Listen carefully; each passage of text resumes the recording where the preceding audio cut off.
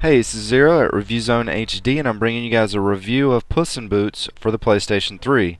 Step in the boots of a legendary hero and perfect your sword skills with your trusty PlayStation Move controller. This is really all the back-of-the-box states, and for good reason. For those that have seen and enjoyed the movie, you will feel right at home straight out of the gate on this one. For everyone else, not so much. Let's get into the review.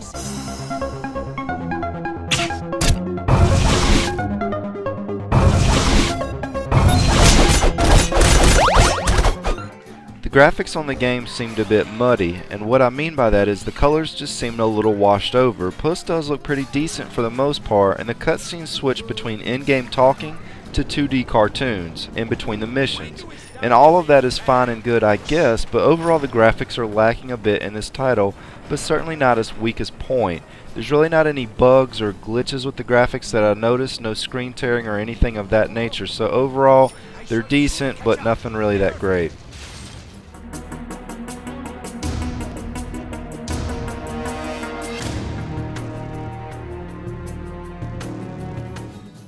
There's a few different types of people that this game is going to attract. The younger crowd, the PlayStation Move users, the people that actually enjoyed the movie, and the trophy hunters.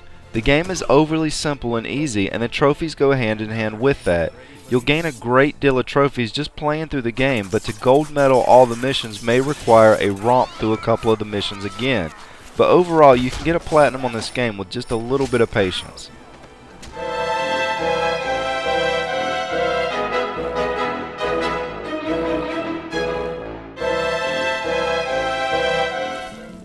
Here's going to be where I'm going to praise the game a little bit and rip into it as well. On the good side, fans of the movie will most likely enjoy this game, I assume, if you like the humor in the movie. The game pulled a lot of scenes directly from the movie, and you're basically in an interactive version of what all went on with the scenes. For those that didn't see the movie, essentially you're after some magic beans to go to the giant's castle and steal some golden eggs. And along the way, Puss beats up some bad guys and tangles with a creepy redneck version of Jack and Jill. And without spoiling anything else, I'll just leave it at that. The problem with this game is not the story, nor the graphics, or even the script, which was voiced and acted out pretty well. It's with the core gameplay mechanics. At no point in this game do you ever really freely control your character. It's like playing a rail shooter in which you're kind of just along for the ride with a handful of mini-games that are reused throughout the entire game. But this still isn't the worst part of the game. I'm going to get into that in the final section of this review.